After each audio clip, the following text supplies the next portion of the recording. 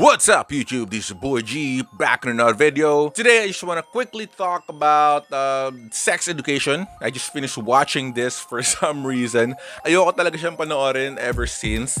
Medyo conservative kasi ako, kaya ayoko ng mga medyo bastos na palabas dyan. But, no, kapapanood ko lang ng season 2 and I really wanted to give my thoughts about it. At gusto ko malaman ng lahat na super ganda ng palabas na to. Super ganda ng series na to. Now, napanood ko yung season 1. As a matter of fact, I think okay lang.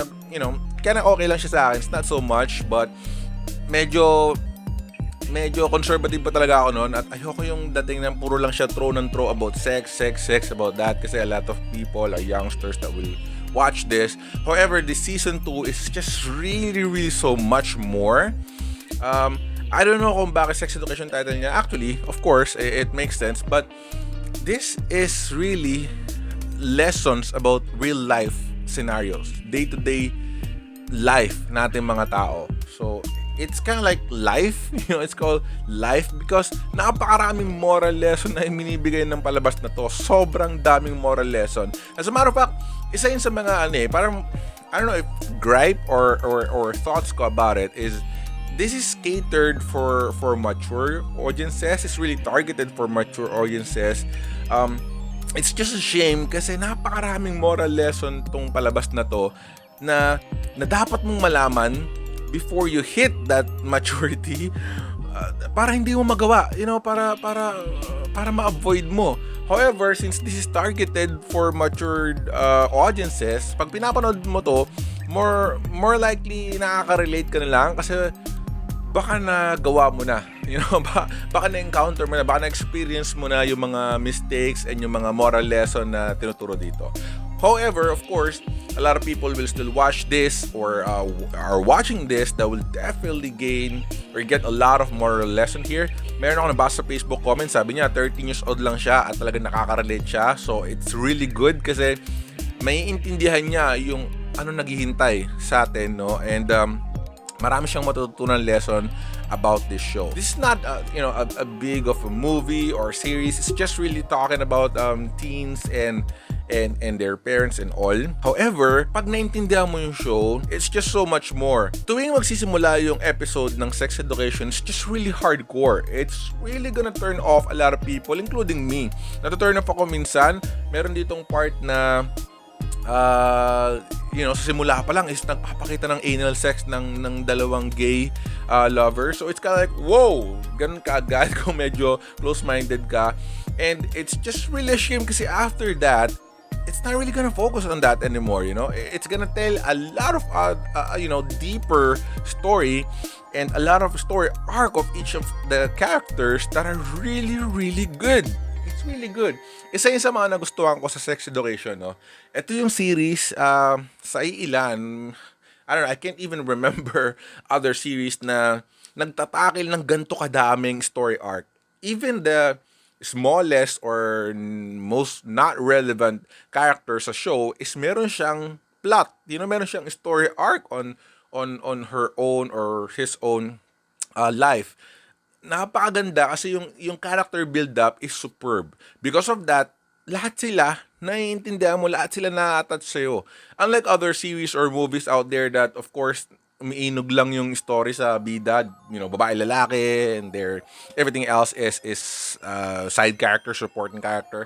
Here, si Maeve tsaka si Otis, yung parang pinakabida dito, can even be like side characters themselves kasi napakaraming ibang characters na nag-shine sa mga story arc nila. And I really love it about that. If you're a fan of Netflix, if you've been watching a lot of series of Netflix, you'll probably notice that they're one of the wokest, company out there, and they really, I don't know, it's promote or support LGBT and gender equality and such. Sex education is probably the epitome of that movement because napaka-hardcore dito ng pagiging feminist nila, pagiging LGBT nila, and pagiging everything else nila. And I kind of love it about that in Netflix because on this avenue, on this kind of media, they can really express themselves and they can really cater a lot of other people Unlike in mainstream media or like in other conservative outlets out there, now of course focus lang tayo sa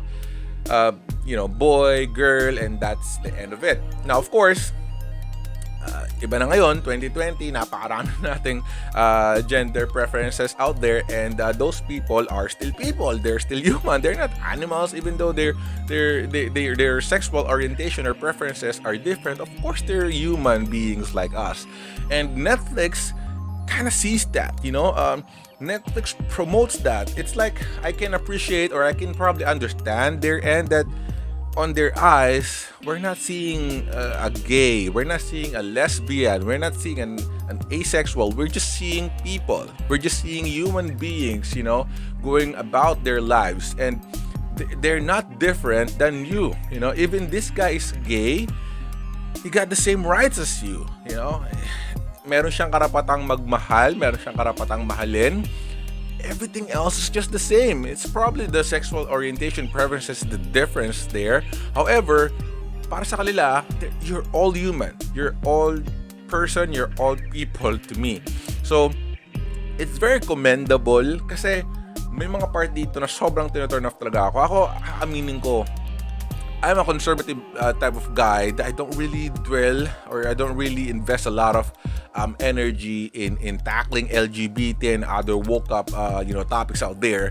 And the point na talaga natuturn mo to ako. Si Eric, yung best friend na Otis, yung black na gay, he's African. So I really like his character, but maraming times na nakaka-turn off talaga, or yung gusto mo nang patayin yung palabas, because wala silang ginawa kundi maglaplapan talaga sa harap ng camera, sa harap ng school, sa harap ng kalye, kung saan sila maabutan, talaga maglalaplapan sila. I mean, even here in Philippines, a boy and a girl doesn't really do that as much as them, and let alone sila, they're both boys, they're gay, they're part of the LGBT team. So it's like nakaka-turn off sa simula. However, what I commend about Netflix is that as you watch it, as you go deeper with it, as you go along, you will forget about that shallowness. You will forget about that LGBT stuff, homophobic stuff, or anything being judgmental at all. You will just realize that you're just watching story of people, story of human beings like you, like other. At para sa Netflix, they show that these people are just the same human as us, na may karapatang magmahal at magpakita ng kung ano man yung nakikita natin typically sa mga boy and girl na mga palabas. So here, we can really see that natuturn apart siya, may love triangle sila. Nung umpisa nakakatawa because, come on, it's bunch of guys, but pag na-release mo nakakatawa kasi they're like, wow, that's like a real story of love story. And for them, they're not even thinking about LGBT stuff. They're just doing it. They're just telling the story that there's a love story of those guys. They have personalities. They have story to tell. So I'm gonna tell them, and it's just really cool. I really appreciate that about Netflix, because again, like what I said, as you go deeper, as you go along in the episode, you'll forget being judgmental and you're being shallow about things. This is not about gender or whatever. It's just about a great story, about the great love story and life lesson that they're just trying to do, and you're just watching and getting some lessons out of it. It's pretty cool. Now about that, mapapansin nyo na isang gripe ko actually about dito, mapapansin nyo sa Netflix, especially sa sex education, is that they're really trying hard to do feminist movement, feminine power. If you're a woman, you're a girl, you're really going to be appreciative. You'll really appreciate this show because napakarami nilang ginagawa para sa kababaihan. It's really feminist, or what's that? Feminist movement. I don't know. But one thing na, kung meron man akong gripe na may dito, is that I'm not entirely sure, but they're probably, I don't know, they're probably against men, or what do you call that? Feminist, masculine, I'm not sure. But ang dami lang movement dito about sa kababaihan, rights and all of girls. And of course, LGBT, they're really empowering LGBT, and it's really, really cool. However, guys here are kind of portrayed as monsters. You know, yung pinapakita nila na yung lalaki is kind of cheater, lalaki is sexual offender, lalaki is arsehole. It's okay, but sometimes it's kind of tiring because we all know that men are men, but not all men are monsters or monsters. It's kind of sad that they're really empowering women, LGBT, but I'm not really seeing anybody empowering men. Empowering men's rights. It's like being part of being gentlemen, that you're just gonna shut up about it. You're not gonna talk about your own gender, just give it to them. Because lahat ng mga kababaihan is pinapakita, manyak yung mga lalaki, ganito ganere, yung mga gay, syempre may rights sila, but I rarely see na pinopromote nila yung rights ng men. It's okay, maybe wala naman dapat kailangan i-promote sa men because we've been superior, or men has been held superiors for so many years na. Hindi na talaga siya pantay. Like, hindi pwedeng bumoto yung mga kababaihan, babae is just object lang, it's all about men. Maybe this is really a time for other genders to rise. It's just kind of sad sometimes they're kind of like demonizing men because meron pang isang line dito na sabi ni Adam is fuck all dads. I mean, I'm a father myself, and I'm trying hard to be the best father as I can. I may not be the best, of course, but I'm just giving my best to be a best dad for my daughter. But yeah, I mean, she's gonna say that fuck all dads, then it's just kind of sad, right? If Adam said fuck all mom, maybe feminist movement will be there saving women, women right away. But how about guys? When he said fuck all dads, what happened to us, right? But that's the only graph if I'm gonna be picky about it.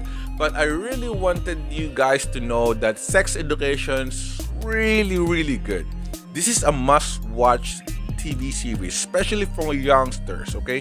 Now, don't be offended or don't be turned off about things na yung, ay, bastos, may ganyan, ganito, ay, ganyan, ay, bading, nag-anal sex, oh my God, bastos, it's being shallow. That's the reason, yung ignorance natin mga Pilipino is isa sa mga main reason kung bakit kulang tayo ng education about sex and family planning and such. If you notice, those kind of countries that has those sex education and such, they are like first world countries. Tayo mga third world, puro tayo religion, puro tayo ayaw natin ng mga ganun-ganon, di ba? Lahat tayo pa Maria Clara rin tayo, ganyan. But you will see on the streets, on the province, everywhere, that merong like 12 years old na nabuntis, tapos hindi kaya nung lalaki kasi bata rin siya. So he's gonna leave the girl alone, tapos titira na lang yung babae sa nanay, papahirapan niya yung nanay with I mean, come on, if we're only educated or aware of this kind of platform, sex education, and a lot of moral lessons na tinuturo ng mga show na ganito, maybe if we're the teenagers and nangyari sa atin yan, we're gonna be equipped already with the proper knowledge and tools to avoid such happenings, right? Alam na natin paano gumamit ng condom, alam natin dapat magdala lagi ng condom, contraceptives and all. Alam natin na kung sakaling wala tayong nagawa na gano'n, we can do some morning pills. I mean, to avoid the poverty that we have right now, instead of like, oh, bastos, ayokong pag-usapan yan, manyak, malibog, ganyan-ganyan, and then tayo na may 12 na anak, at napakahirap natin, So it's just gonna open a lot of minds. It's gonna educate a lot of teens, a lot of minds. I really encourage people to watch this. It's really, really awesome.